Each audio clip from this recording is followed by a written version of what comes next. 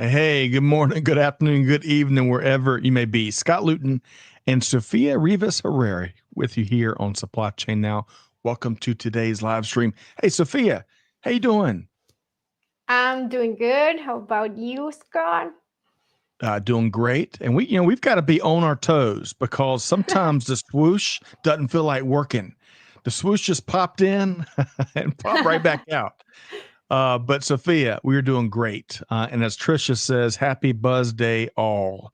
And let us know where you're tuned in from. So, Sofia, it has been really warm after a milder spring. Man, the heat is here now in the metro Atlanta area. I think it's been in the 90s most of the last week or so.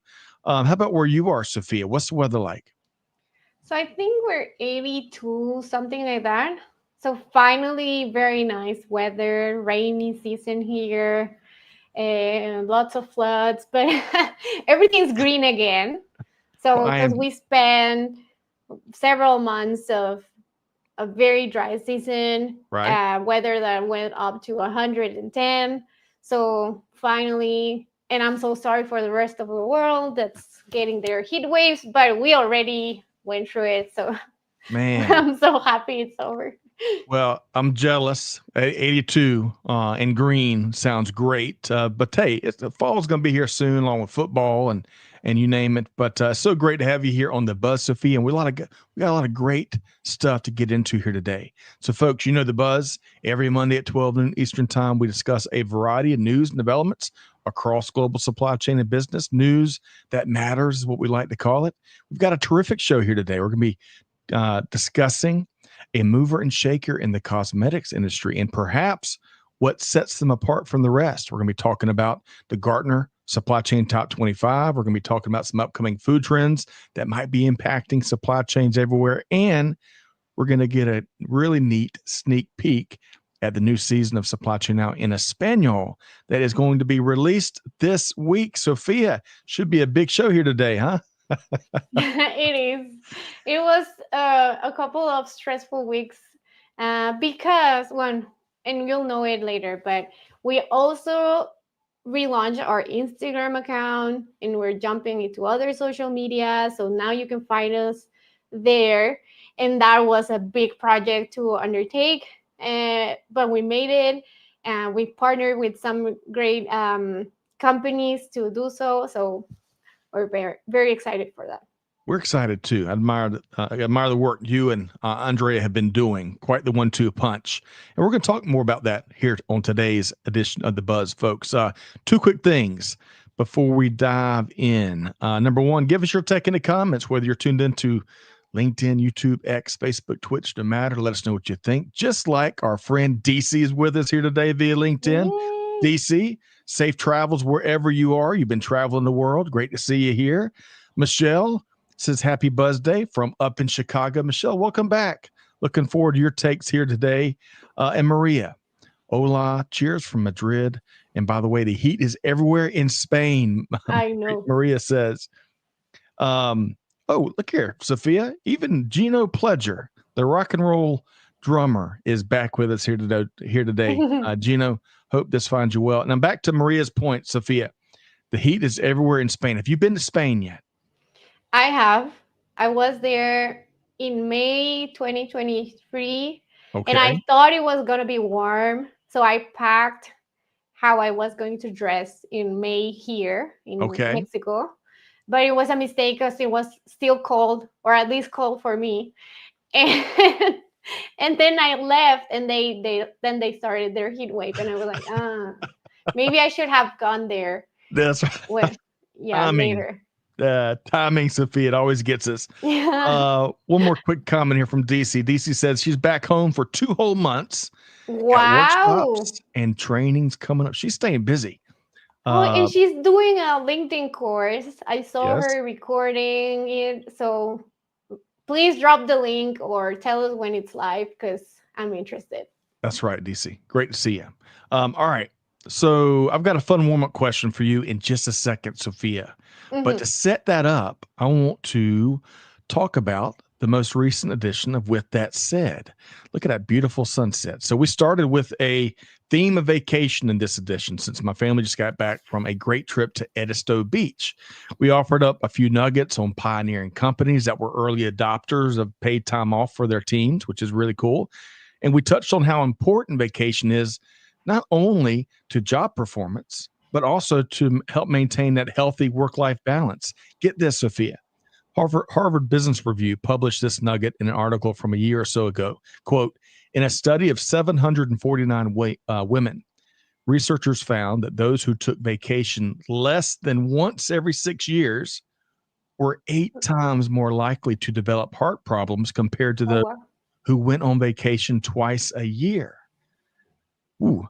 So beyond that, we also included our latest data points, which included mixed signals on the U.S. manufacturing sector in June 2025. Output and new orders are up, so are input costs. And of course, we also included some of our live upcoming events. We're dropping a link right there in the chat so you can check that out. But here's a fun warm-up question, Sophia. I just said we got back. Me and Amanda and her family got back. This is all of our gang there at Mhm. the beach, one of our all-time favorite places to go.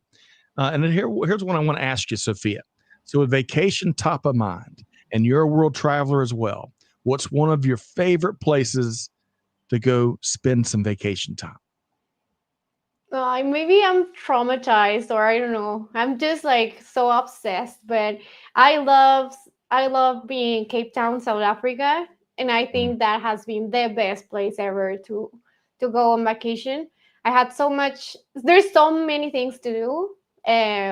From going to the beaches or hiking, which I don't like that much, but it was a nice view.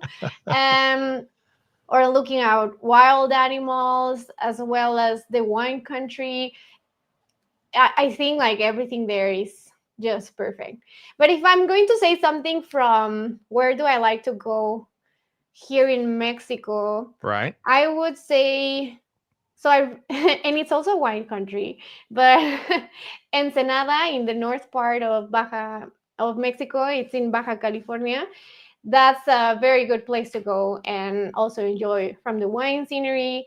And there's also like desert, I would say like desert beaches. So Okay.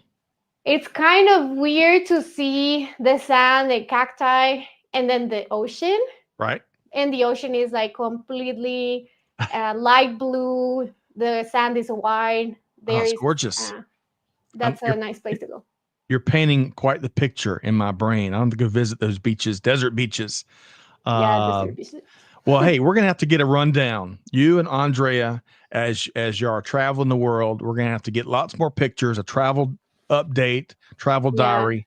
Very jealous, but a lot more to come here. We're gonna talk about some of those trips, I think, over the next hour. But folks, before we dive in with the one and only Sofia Rivas Herrera here, I got one more resource I want to mention from our dear friends over at Easy Post. Folks, the rules of peak season, well, they've changed. It's not like last year or maybe even the last 5 years. It's not peak as usual. So old playbooks, well, they're not going to cut it. The brands that come out ahead in peak 2025 won't just move faster, they'll move smarter. That means flexible carrier strategies, sharper cost controls, and yes, using AI to spot problems well before they hit your bottom line. Check out this new ebook by our friends at Easy Post, which breaks it all down for all of you out there, even for those that may be slow like me. It breaks it all down and shows you how to stay ahead without burning out your team or your budget. Download it for free here today.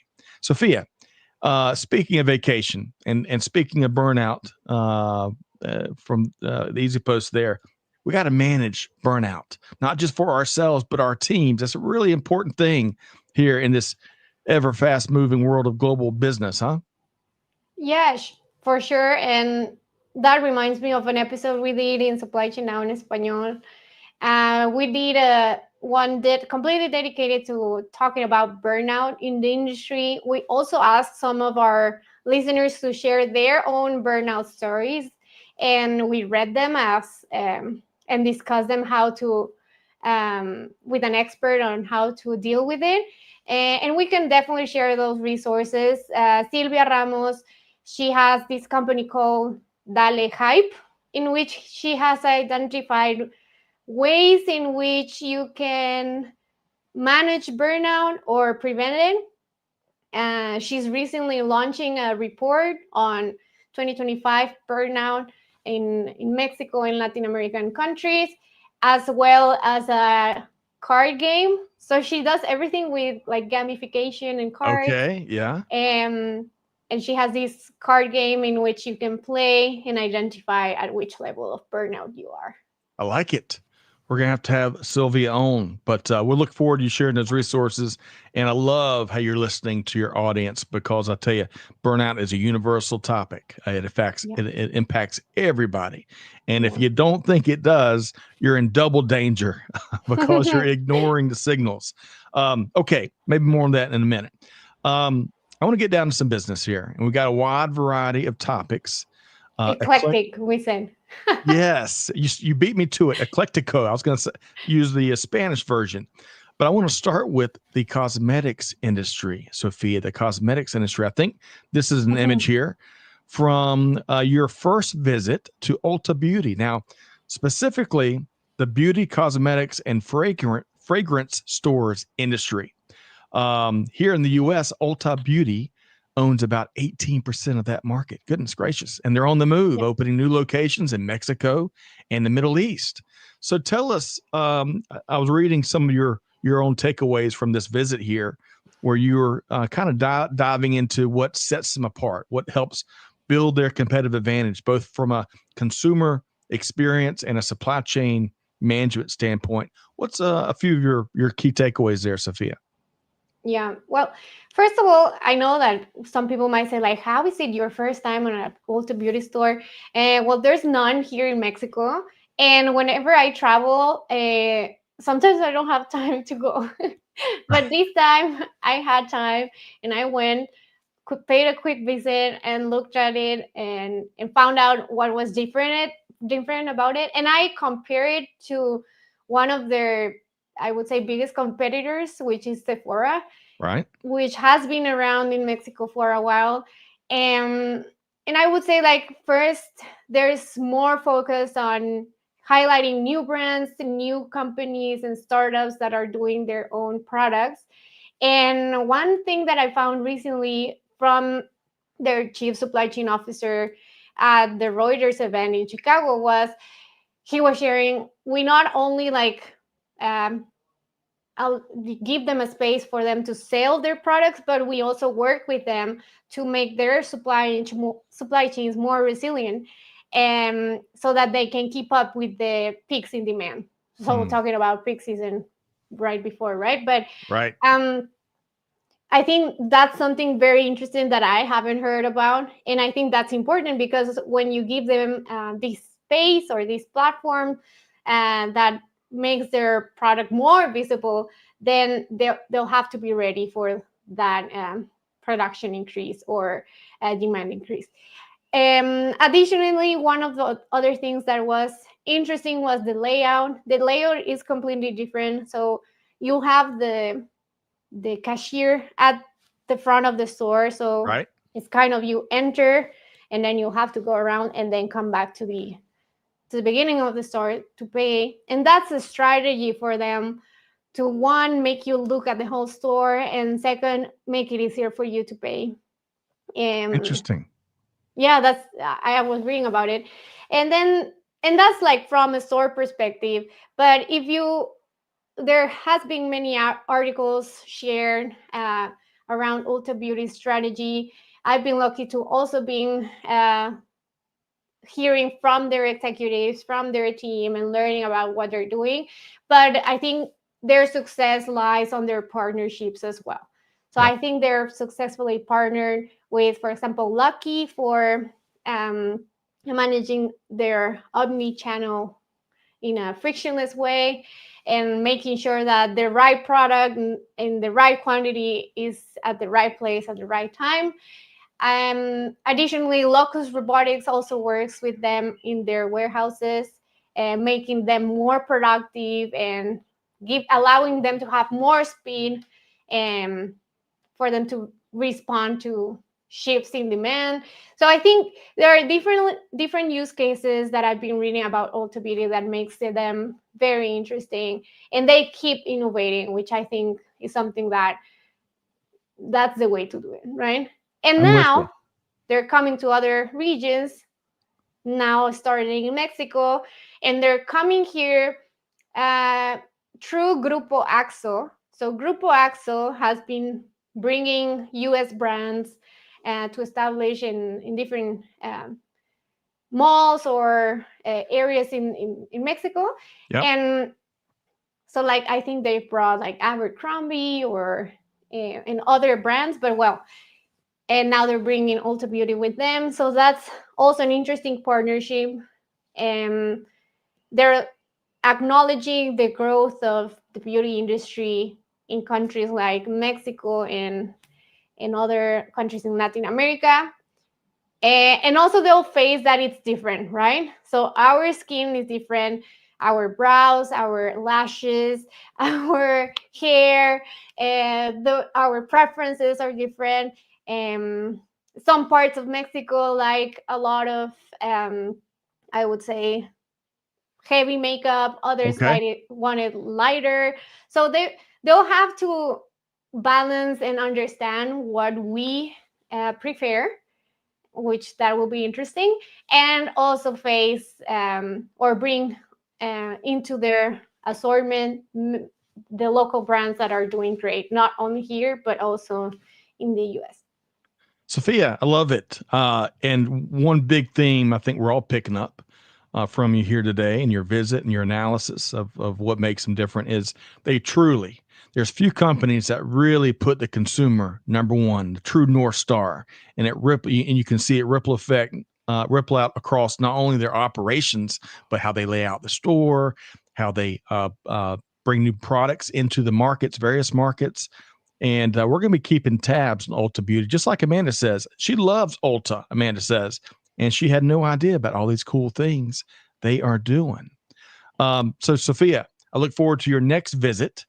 And folks, if you want to read more of Sofia's take on what she has observed and seen in the Ulta Beauty business, check out this LinkedIn post and offer your own take. I know she'd love to hear your comments, whether you love it or hate it or somewhere in between, but we'd love to hear from you. Please share. Sofia, you mentioned Locus Robotics, and I think I've got a image here. So I caught up with Kate Peterson from Locus Robotics at ProMat 2025. It had 50,000 people there. Goodness gracious. But really enjoyed my chat with Kate. I don't know why I'm being so serious in that picture there. I'm way too serious sometimes, Sofia, but Kate, it's a great supply chain chat. But more importantly, she is leading a great podcast called The Feminist Exec. So you can check that out wherever you get your podcast from and tell Kate we sent you her way. Sofia, have you met Kate Peterson yet? I haven't. I would love to meet her, and I'm definitely checking her podcast because I think at the end we all do things differently and we can learn from each other. So that will be amazing. Another thing about Locus Robotics with Ulta Beauty is that they're offering multiple languages to operate their robots. Oh, very cool. So that operators can select the language that they want and that they feel comfortable with. And that way it's more inclusive and diverse. So that's something that we love in supply chain now in Espanol. Yes. So well, I love it for all those reasons, but I also love it because it cuts down on that learning curve to when they can really be, showing their worth and contributing to any organization. Plus, I would assume that the safety gains you could make when there is zero communication, translation having to happen. I love that, Sofia. I think more and more companies should look into making similar features available. Okay, so Sofia, let's shift. We're going to be talking about one of your favorite topics. I'm kidding. It's the Gartner Supply Chain Top 25, and perhaps Ulta Beauty will find itself on the list at some point soon. The list just came out for this year, released a couple weeks ago. It is in my view, it's always interesting to kind of dive into the research to learn what some of these top performing organizations are doing or not doing, and the benchmarking and the debates that the top 25 can create. I think we can gain from that. But new companies entering the top 25 this year include Novartis, General Mills, Sanofi, and GSK, and 4 companies fell out. Inditex, Zara, Pfizer, Dell, and Nike all fell out. So we had a little attrition there. All 4 companies in the masters category retained their status. There's the 4 masters: Amazon, Apple, P&G, and Unilever. And in this year's list, I'm going to go back to this. Gartner found 3 big macro trends that were embraced by not just the 4 masters categories, but all the top 25 supply chain organizations. And this probably isn't going to surprise anybody. The third one might, maybe not. Yeah. But anyway, agentic AI, especially how organizations are pairing that with other forms of AI, autonomous operations. And here Gartner sees a growing distinction between basic automation and truly autonomous operations. I do too. And then water stewardship. To power both of those things, and many others, of course, takes lots and lots of resources, including water.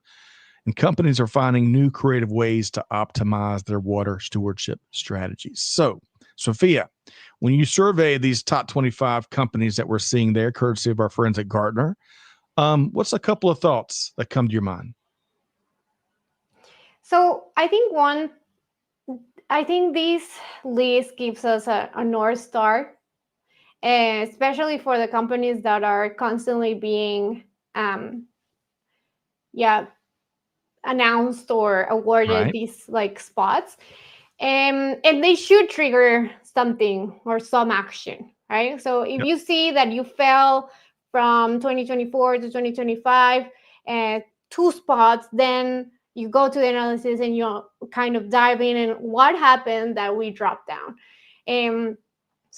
Or we fell out of the list, right? Like the companies that you've just mentioned, I think it will be interesting for them to also understand what happened that made us not being part of this list anymore, and how can we be part of the list again, no?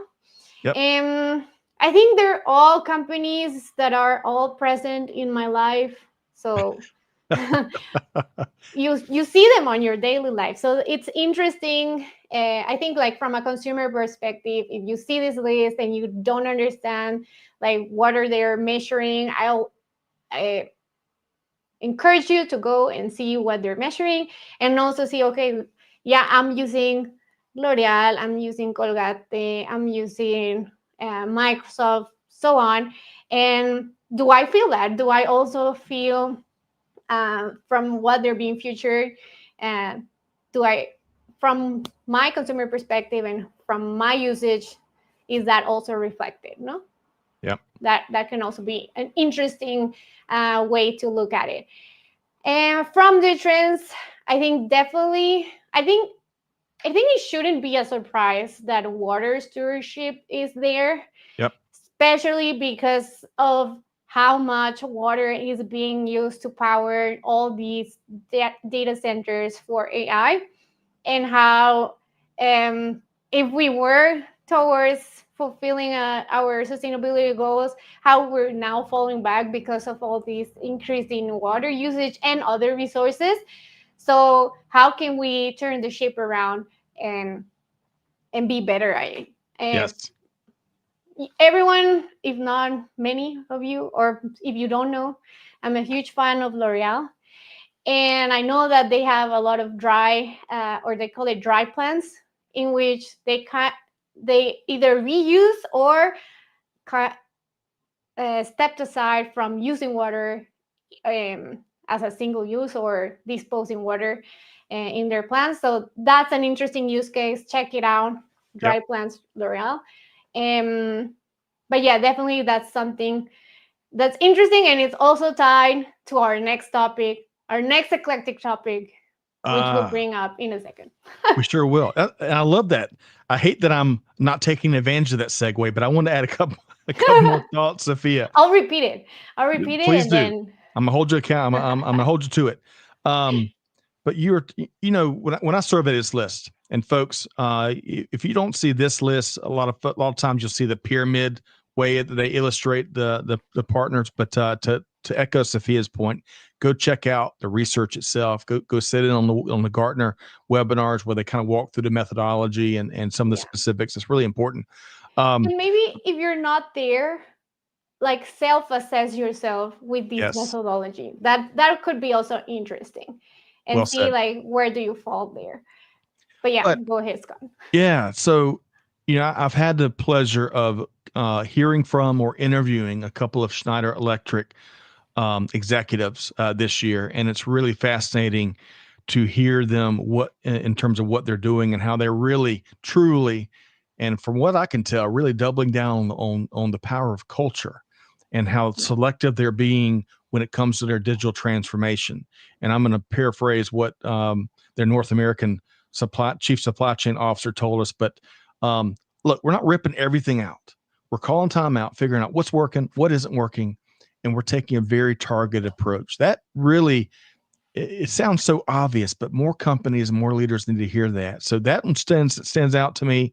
Walmart, and I'm telling you, Walmart is building a story, a business story, a supply chain story that we're going to be studying for a long time. How they're able to predict what customers are ordering, and how they're and the flexibility that is giving them in their inventory carrying. That's amazing. And then lastly, Sofia, the Coca-Cola company, it sits there at number 14. We haven't talked about, at least I haven't talked about SKU rationalization in a long time. And if you remember during the pandemic, we were talking about that every week, every day. And of course, the Coca-Cola company, with all of its thousands of flavors that, are common and universal in some cases, but are very regional and account for some of those differences in other cases. I would love to revisit where their current approach to SKU rationalization and what decisions stuck and what didn't stick. That would be an interesting supply chain conversation to have, huh? That would be very interesting. I know that, well, my approach is maybe keep doing SKU rationalization. Because sometimes, especially in industries where your inventory, so when you're not in consumer packaged goods, it's even harder to like, okay, yeah, we bring 1,000 types of products, but are they really consumed at the pace that you expected for them to turn around faster? I don't think so. So maybe revisit that strategy. Well, but yeah.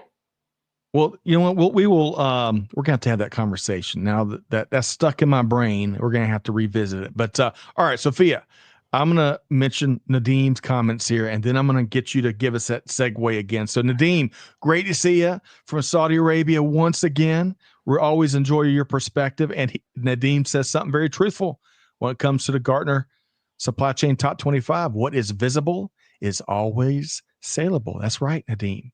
That is right. Okay. So, Sofia, what is that segue so we can move into a really cool, innovative company? So, again, one of the greatest things from this year's Gartner 2025 or top 25 list is that they are now measuring how we use water and if we can do it more efficiently.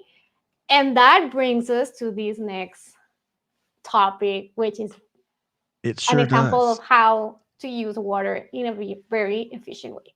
So Sofia is going to give you the rest of the story, the important rest of the story. I'm going to share a little nugget from this company we're talking about, which is Ruby Laboratories, which really stood out in my brain. So Sofia, Bloomberg covered something cool that Ruby Laboratories has been doing with Walmart for a couple of years. This article is from a couple of years ago, but evidently the two companies have been working together to capture carbon dioxide from Walmart's supply chain operations, convert it to cellulose, and use that cellulose to make yarn, essentially creating carbon negative textiles. How cool is that? I love that. Yeah. So, Sofia, in fact, we're dropping a link to that Bloomberg story. You can dive more into that initiative. But, Sofia, when it comes to the company, Ruby Laboratories, what else should folks know about what they're doing? So why I found this story so cool It's not only their technology of literally taking CO2 and turning it into textiles and then potentially clothes or other materials that we use, but also because it's owned by twin sisters. Ah. And if you don't Nika. know, I'm a twin as well, so I got really excited and that to see that there are other twins around the world working together, creating successful business models, and also contributing to our planet. So that it's really moving and motivating. And I would love that. I will call them out and say like, hey, reach out, please tell us what happened with that pilot project that you did with Walmart. We'd love to know what are the next steps, or who are you working with now. Maybe we'll tag them here, Scott, and then they'll Yes. reply and be in Supply Chain Now Love it. podcast. That would be amazing. But yeah, I think one of the things that they've um, been able to achieve is the way they create these textiles has very little usage of water as well. So Mm. it's not only bringing down CO2, but also being very responsible in the way they use water. So that brings us an alternative for us to, start doing better. Right. We got to. It is fascinating to me to think about semiconductors and those foundries that make all the computer chips around the globe, how much water that goes into the production process. And again, I'm not an engineer. I love, I've been in plenty of plants and factories and all kinds of sites in my career, which is one of the coolest parts of it. But I'm still trying to make the leap into why all those foundries end up in Arizona that have some, water management issues. Really, the U.S. West out there has lots of water challenges, but we'll save that for another show. But Sofia, we've got to do better.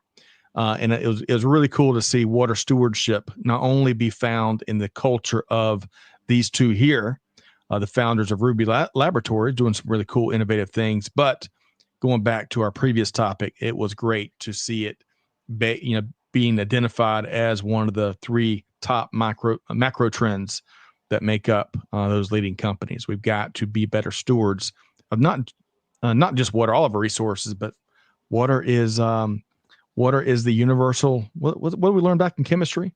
Water is the universal solvent. Does that sound about right, Sofia? If I'm being honest, I was very bad at chemistry. Oh, me too. That makes 2 of us. Yeah, I was better at other topics, but chemistry, oh my god, it got Well, tricky. we'll move along fastly then. So, but we'll see. But it's precious. That's the point, That's and right. it's finite. So we need to do better. Got to do better. All right. So we dropped. Let's see here. Learn more about what Bloomberg reported on in terms of creating that carbon negative textile. And help us tag Ruby Laboratories. Maybe we'll pop in their LinkedIn That's right. notifications.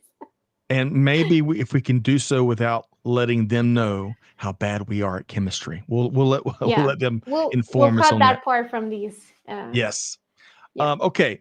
So we're going to dive more into the cool things going on over at Supply Chain Now in Espanol in just a second. But first, Sofia, I want to have a little food fun, and I want to explore some trends, what some of the big trends were at the annual Summer Fancy Foods Show up in New York. So in fact, CNBC here has put together 6 food and beverage trends from the show that might be impacting dinner tables and supply chains everywhere in the next few months. 2,000 exhibitors at this year's show in New York. Again, that's the Summer Fancy Food Show. Love the title. All right, here we go.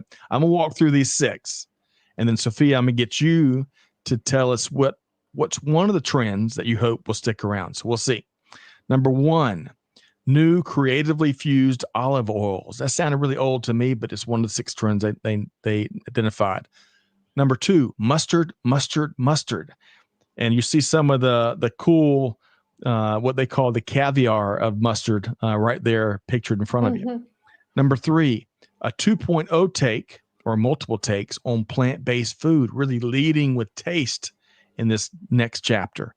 Number 4, chef-led brands, which really gathered steam during the pandemic as restaurant chefs had to stand up new channels to reach their stuck-at-home customers. Number 5, spicy food and drinks, meaning all new takes on sweet and spicy. That's where that spicy comes from. And then number 6, beef tallow. I don't think any of us want to know what goes into beef tallow, but some are claiming it to be a healthier alternative to other fats. Okay, out of those 6, Sofia, what do you wish might stick around or not stick around? Your thoughts? So first of all, spicy has been around Yes. forever, okay? It's not new. It's not new in Southeast Asia. It's not new in India. It's not new, obviously, in Mexico. So, Yep. but okay, it might be new to North America. So that obviously will stay forever. So that's not even a contender. It will stay forever because Okay, like it. it is amazing. And I'll share some of my favorite Mexican candy that have done it for more than Okay. 100 years. But well, the one that has to go is that beef tallow. It's just, well, maybe that's just me. I don't find it very attractive. The one that should stay, and then this will be an unpopular opinion, I love mustard. Me too. And I know Same. some people hate it. I don't understand why. I can eat everything with mustard. Well, not everything, but almost everything. So I prefer fries with mustard. I prefer everything with mustard. So that should stay. I'm interested to taste that more. And that also reminds me, because Scott and I, we prepare for these live shows, okay? It may not look like it, but I It promise you might, we yeah, do. but we do. And when he showed me this story, I was like, I feel like we live in the Matrix, because I've been constantly talking about this for the last couple of weeks. We've interviewed Elsie Osejo from Eyeless Food, which Yeah. is a company that innovates in food industry, but specifically in creating flavors. So before that, I didn't know that there were companies that created flavors or even smells. And this is one of the companies that does that. So I interviewed her. Then I met other competitors from her. And yeah, I've been discussing this topic a lot, and it's just a fun coincidence. And there's another food. It's called Food Tech event Okay. in Mexico City, and I'm dropping the link. That you should definitely go check out. They basically have also stands of companies that have different smells, flavors, innovations, techniques, and they exhibit there. And it's a very interesting show happening. So Love it. if you're here, go. We'll And check drop it out. that link in the chat. Folks can check out, especially if you love the food industry and all the food tech that helps not just consumers make their hard decisions and their choices, but helps endear the sights and the sounds and the smells, helps endear products to consumers around the globe. We're dropping a link right there in the chat. You can check out that food tech event in Mexico. And also our interview with Elsie, so Okay. that you learn about flavors. Some other, like, I would say, trends that are quicker and that they don't last forever. But for example, the matcha flavor things, or everything pistachio, or now everything is about yuzu, which is like a citric fruit from Japan. Okay. So we discussed that there, and that's really interesting. Outstanding. I'm going to tune into you and Elsie talking about the science that goes into the tastes and the smells that we love. Okay, we got the event, we got the interview. I want to scroll back up here. Let's see. Big Show Bob Bova says, our household is in love with dill pickle mustard. Oh, wow. I'm going to check that out, Bob. Hope this finds you well, my friend. Amanda says, beef tallow is very much a beauty trend two. I almost want to say do tell, Amanda, and I kind of, on the other hand, don't want to know any more about that. Don't But use it in your face, Amanda. yeah, I don't know. I don't know. I tell you, Maybe you'll um, prove me wrong in a couple of years when we you look we younger than me. we shall see. But I am certainly a fellow mustard fan. I put mustard on all kinds of stuff, and I got to check out these gourmet mustards. Hmm. We'll learn more about those. Horseradish, spicy, old fashioned, ballpark. We shall see. Okay. Speaking of interviews and the great one you had with Elsie, which I'm going to have to check out, I want to dive into this new big season of Supply Chain Now in Espanol that's coming up soon. Folks, you can find, and you better find, Sofia and Supply Chain Now in Espanol wherever you get your podcasts, especially on Spotify. But check Ah, that it was out. that way. So, what's been, Sofia, before we talk about the season coming up, let's talk about all the shows you've already done. What's been one of your favorite moments of inspiration from maybe a past Supply Chain Now in Espanol guest? So I think we have been lucky to have so many amazing guests in our show. One of them is, and I found that whenever I share their story, a lot of people are very interesting in getting to know them and working together.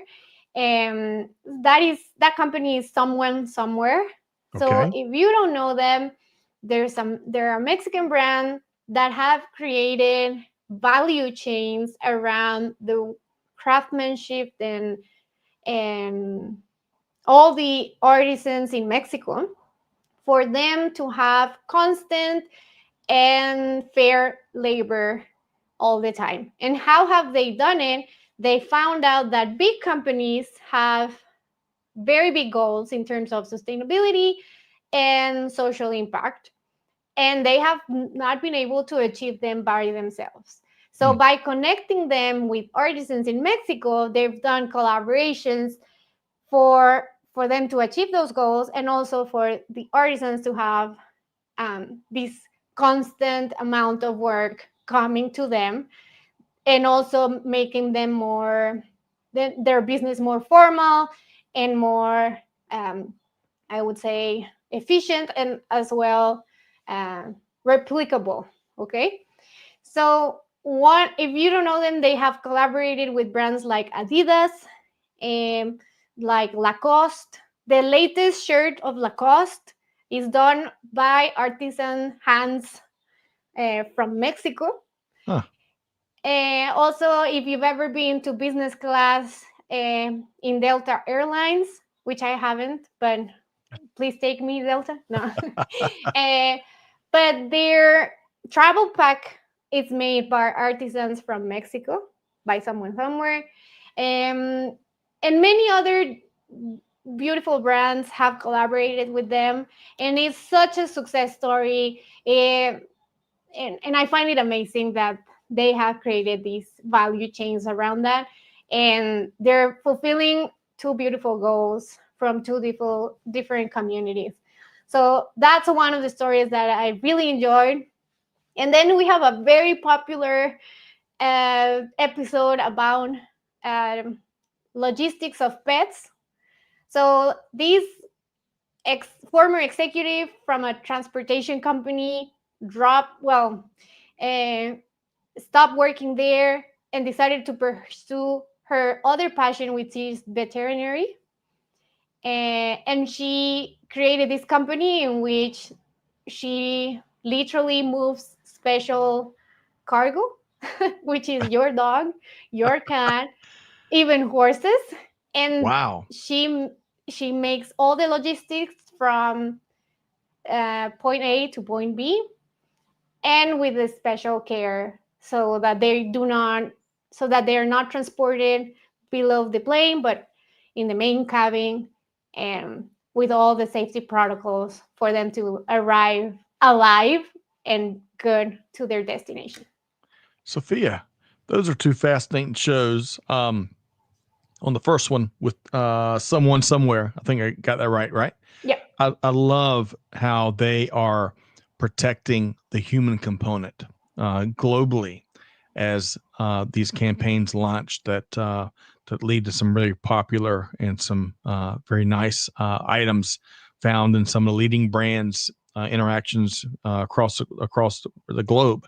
And then secondly, when you think about some sectors or niches that have always been there, but are just really in the blind spot for so many folks outside of supply chain, so many folks inside supply chain. Mm-hmm. And I think about pets. We I had a good fortune of grabbing dinner with a dear friend whose spouse acquires horses from around the Oh, wow. globe and has to move horses around the globe. And think about you know more about it, the logistics of that. And not just to your point that they arrive, safe and injury free, but we got to, the psyche of these animals, right? A lot of care has to go into make sure that they're, not terrified Mm-hmm. as they arrive at their destination. That is a fascinating component, one of millions probably in this global supply chain industry that we're in, huh? Yeah, completely agree. But yeah, multiple stories that we've shared, and I can mention even more. I will just mention one more about our first webinar ever, which Okay. was a huge success. Thank you, Amanda, Joshua, and everyone from Supply Chain Now team, and they as well for making it possible. And despite all of our nerves of things that could go wrong, everything went well. And that one we did um, with our great friends from Aduan app. So customs in Spanish is called aduana, Okay. and app, so an application. So what they're doing is they are finding ways to apply AI and different data analytics to improve processes within customs. And one of them is in the classification process, and maybe in English is not directly translated that way, but how can you identify from the product that you will be moving what are the applicable tariffs for it? And they have this technology in which they can, with AI, you can learn about that in a few seconds and more accurately than with a human person. Right. So that's something that we touched on, we shared, and many people were very interested about learning more and how can they collaborate with them. So that was a great event from last season. I know it was because I've had several people come up and ask about it and said they sat in on it and they really enjoyed and we need to do more of it. So all that leads us to this next big season of Supply Chain Now in Espanol. So, Sofia, can you, and I know you've already, you've got some interviews you cannot wait to publish. We'd be here all day because you've got just that much intriguing Mhm. content to unleash on the rest of us. But give us a sneak peek of what's coming up. So we're focusing, I think the first episodes that we're launching are very focused on the human part of supply chain and how can we be better leaders if we focus on that. So that's a very, I know it's very broad, but well, our first episode ever of the second season is coming up this Wednesday, Yeah. and it's with a company called Airbag. And what they're doing is basically they identified an issue in truck drivers. And it happens here in Mexico, it happens in Colombia, it happens in Peru, it happens in other places where regulations are not protecting our drivers, and the incentives that company have for for higher productivity are counterproductive in terms of their health, in terms of their safety, and in terms of also caring for the other people in the road, right? Hmm. So what they're doing is, and again with gamification, they're finding ways to create positive incentives that allow them to be safe behind the wheel. I love it. I love it. So And that, that, when do you think, is that early in the queue in terms yeah, of, this Wednesday oh, that we'll coming have up this it. week? This week. We got to love, we got to love on our drivers, folks. I mean, I'm not sure the latest figures, but at least here in the States, I want to say like 80% of all products are moved at some point in time by our wonderfully Right, exactly. talented truck drivers. We got to find ways of taking care of them, especially as the industry evolves and as the generational preferences continue to evolve. Who wants to drive? Who doesn't want to drive? We've got some big challenges to solve moving forward. So, Sophia, I cannot wait to tune into that episode. Hey, one more thing. I want to clear up maybe a discrepancy that sometimes I get asked about. I'd love for you to speak to. So, supply chain now in Espanol is not just the Spanish version of shows you'll find on Supply Chain now. No, no, no. It's all in the same family. Me and Sophia are second cousins, but it's its own vibe and voice. And Sophia, that was very intentional. That was a big part of your vision. Would you speak to that for a second? Yeah, I think I also get asked that question, like, is it like the shows that or the episodes that have been already done translated to Spanish? Unfortunately not. Maybe that could be something that we look into it and There we maybe go, do. Sophia. Yep. But no, we focus on untold stories from Spanish speaking professionals that are also not necessarily only in Latin America, because and you'll see in this next season, because we'll have a lot of um, Spanish speakers that are in different parts in the world, Yep. and also that speak Spanish for different reasons. So spoiler alert, we'll have a guest from, she's originally from the Philippines. And if you don't know, the Philippines was before conquered by Spain. Their own language has uh, words in Spanish, but she learned Spanish for a different reason when she was doing some volunteer work in Colombia, and because she studied languages. Okay. And one of them was Spanish. So that's also very interesting for folks to learn, that it's not that we're just focusing in Latin American markets, but in the language itself, regardless of where you are, and also in topics that are not necessarily very discussed.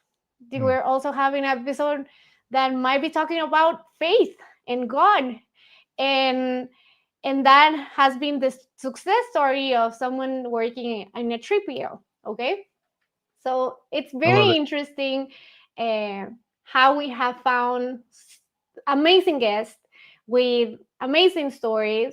And I mean, if you haven't checked the episodes because you think it's a duplicate, go check them out. Check them out.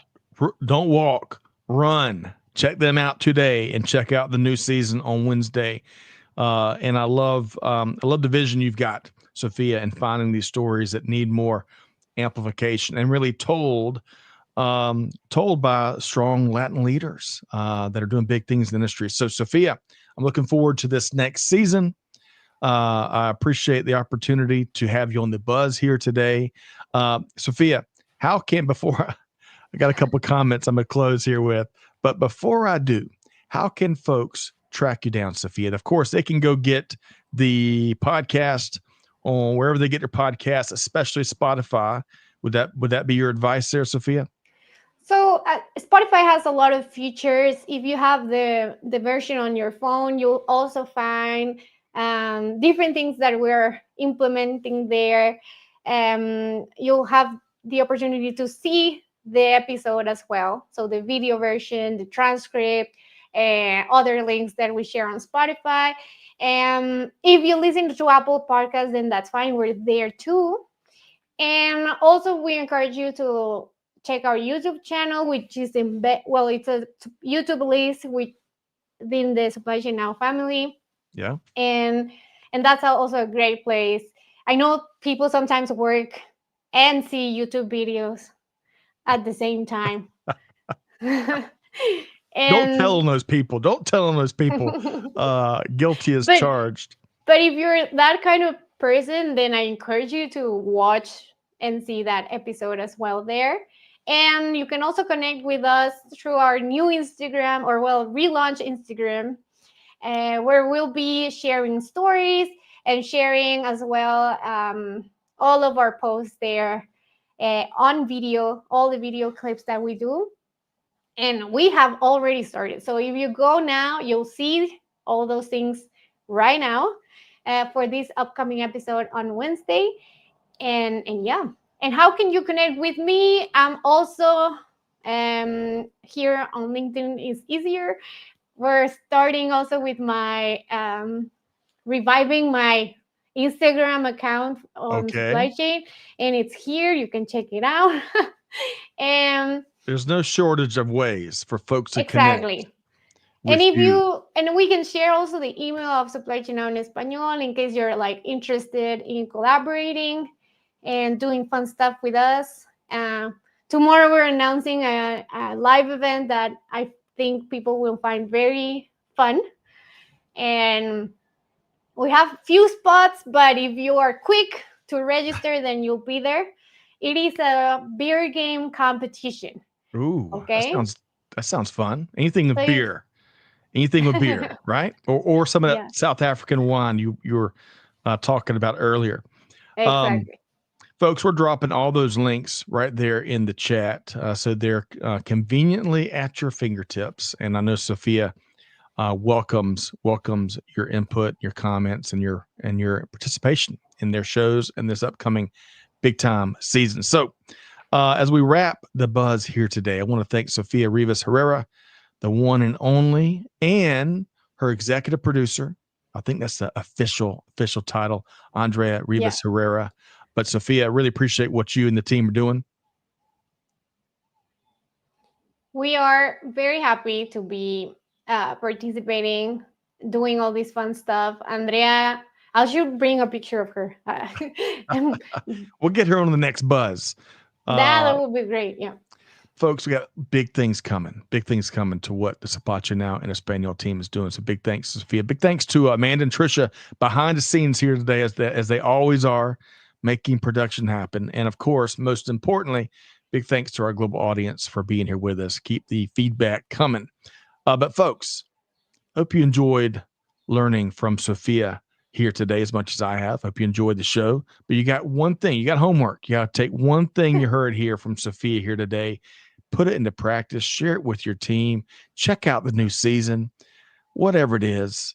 It's all about deeds, not words. That's how we're going to not only transform global supply chain, but that's how we're going to do so and leave no one left behind. So with that said, on behalf of the entire team here at Supply Chain Now, Scott Luton challenging you, do good, give forward, be the change that's needed. We'll see you next time right back here on Supply Chain Now. Thanks, everybody.